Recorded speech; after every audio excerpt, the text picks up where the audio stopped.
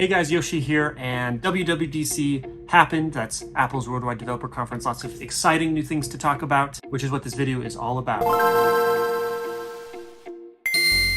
But before we get started, there's a few things that I thought were really cool. Awesome intro with the Apple campus, and then the way it pulled out at the end with the time lapse. That was a real visual treat. I really liked that a lot. As well as all of the beautiful, wonderful, life-giving Craig Federighi memes. Thank you so much, Craig. Craig is the new Phil Schiller, and I could not be happier. That's fantastic. All right, so let's begin. Number 10 is passkeys. That seems like a great idea, abolishing passwords altogether and keeping things pertained to like your device and your identity is fantastic. Can't be stolen. Seems like a good idea. I hope it works out. Yeah, that's gonna take a long time to completely get rid of passwords, but I think this is the first step of something great. It's something exciting that we should all be looking forward to.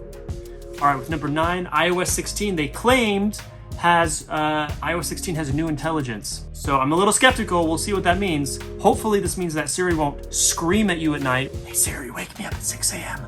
Okay, I'll set your alarm for 6 a.m. You know what I'm talking about. It's just unbelievable that Siri, the first digital assistant to be incorporated into any smartphone ever, 2011, okay, the iPhone 4S, yet it's the farthest behind. Hello, Mochi. Do you want to say hi to people? Oh, look at this big chunky potato. Hi, this is my sweet potato Mochi. It's kind of awkward being held by Dad. The new lock screens are super dope and very useful. So that's great. We're jumping on the bandwagon finally. Looking forward to that. All right, number 8, new window management. This one is interesting. I use something called Better Touch Tool that actually works really well with my multi-touch trackpad right here, as well as a bunch of other special touch things that you can't do otherwise. Super great. And they do have other things like the expose, the bird's eye view, or however, Stage Manager, this new feature in macOS that's also coming to the iPad, is very different and something that I've personally never seen before. I think this is something Jason's gonna love because he complains a lot about doing multiple things and trying to manage all the windows. But it's a very interesting method of putting all your things front and center, yet still being able to see everything. I think could be very beneficial to certain workflows, so I'm looking forward to that. All right, number 8, the new dictation features are super nice because now finally you don't have to add punctuation. I've been doing it that way for, I don't know, a decade. So it's gonna be great to just have that live text, the intelligence that it knows when to add what punctuations. And also in a similar vein, I'm gonna group this together, adding live text to the Translate app is significant. I think a lot of that can also be on device, so you don't even need an internet connection. That's pretty significant, and I'm looking forward to that. That's a fantastic new feature to the iPhone. Okay, number 6, a bunch of new things, basically lots of new functions in Mail, which is great. I use it every day, so I'm looking forward to that, specifically a lot of the search functions. Before we move on, if you made it this far, maybe that means you liked the video, so please let me know by clicking the like button. We have a couple duds. For one, they didn't talk anything about Final Cut Pro, which was a big disappointment to me. There's an open letter addressed to Apple recently, a few months ago, that they actually addressed back and had an open letter back to us Final Cut Pro users. And I was really hoping to see that at WWDC because, you know, it's a developer's tool, it's a pro tool, but they didn't talk about it at all. That's kind of a bummer. Also, no new Mac Pro, which is interesting because they kind of said that they were still working on that. What they did announce, though, a lot of fun M2 stuff, although my orange iMac M1 is no slouch, especially with the recent Final Cut Pro update a few months ago. Man, HDR video encoding, unbelievably fast. So the new MacBook Air looks great from a hardware design point, but the colors are so boring. I really wanted the iMac colors so I could get like a matching orange MacBook Air. I am glad that didn't happen though. I'm relieved because, you know, that means I don't have to buy one. But instead of these fun, colorful, personal, just bright, happy, whimsical colors for the world's most popular laptop, they go with these cold and dark and muted colors for some reason, which I just despise. 10, 20, 30 years from now, we're gonna look back at like the late 2000s, the 20-teens and like the 2020s, and that silver black combination plus the space gray, that's like the new beige. Remember the old beige computers from the 80s and 90s? Like, ugh, gross. That's what we're gonna think of all these gross metallic colors. I was really hoping for some color. So that's a huge disappointment, but it's also a huge relief because that means I don't have to buy one. So that's good. Speaking of which though, The MacBook Pro 13-inch is for some reason still a thing. Why? ABHD, Marquez Brownlee, in his video, he pointed out all of these things. And when you look at this list, like, it's very clear that this product just doesn't make sense.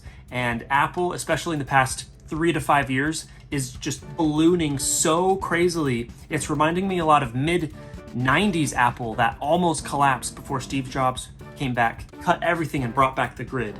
Guys, we need the grid back because the iPhone lineup is insanity. The MacBook lineup is insanity. The desktop lineup is getting a little out of hand. That's just my personal opinion though, but why, honestly, why does the 13 Pro exist? I don't think it should. It's using a design from 6 years ago. It's ugly. You have more ports on the Air. It's crazy, guys, and I don't understand. On to number 5, quick look in Spotlight. This is huge for me. It's huge.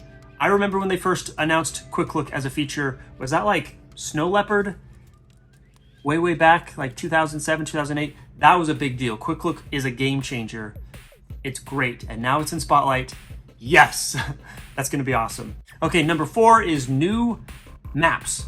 New maps for iPhone and new maps for the Mac, specifically having multiple stops on the Mac that you can then share with the iPhone. The Apple Maps as it is works very well, but you can only have one stop at a time and it's maddening. Now there's a little button to add to a stop, but if you do that, you can only select from a predetermined list. And I hate that. Like, I wanna search for a very specific certain place that's a little bit out of the way that I want to go to and then resume on the route. Or maybe I have 3 different stops. So let me type in all 3 addresses and have Apple calculate like which is the fastest, most efficient route.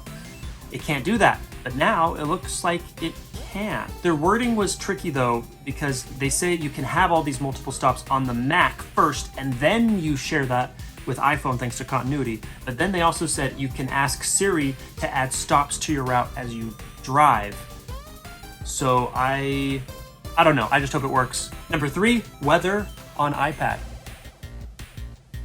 We've never had a weather app on the iPad, and now finally, for the first time ever, it's a reality. So, all right, my number 2 most favorite thing or feature announced at WWDC this year, the Freeform app on iPad. This looks great. I know there are apps out there that exist for projects, but I've been wanting something native like this for a very long time. Most of the time I use Notes with my iPad and my Apple Pen. Hey, don't forget to subscribe to Yoshi on the Go. Hey, that's me. Freeform, this just looks great. Now it's kind of unclear, is this only a collaborative app that you use with FaceTime, or is this a dedicated app? I think, and I'm hoping it's a dedicated app that you can just zoom in and out and do all your projects, add photos, add little media bits. For me and my projects and ideas, just having a huge canvas that you can zoom in, zoom out, and do all these things with. I'm very excited about that. As a creator, as an iPad stand, that is a very appealing piece of software that really unlocks a lot of creativity. All right, before we get to number 1, have you subscribed yet? 99.8% of the people that watch my videos are not subscribed. Help me out, guys, please. Let's get subscribed for more Apple content and all the video game stuff that I do, zombies, Fortnite, all that fun stuff. All right, honorable mentions before we get to number 1.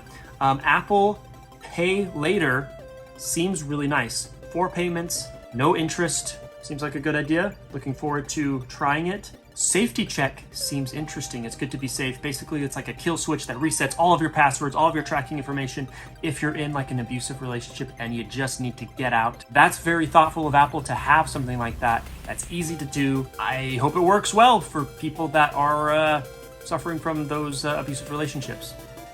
So I'm sorry. Good luck. Hang in there. iOS 16 has got your back. The new CarPlay version, UI, or whatever, looks great. Being able to scale and fill any screen or all the screens in a car. It's the future.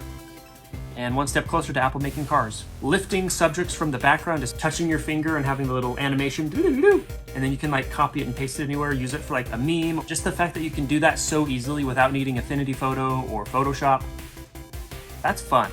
A lot of people are gonna have a lot of fun with that one. Finding and merging contacts, yes, thank you. New file systems for the iPad to be more on par with the Mac, great.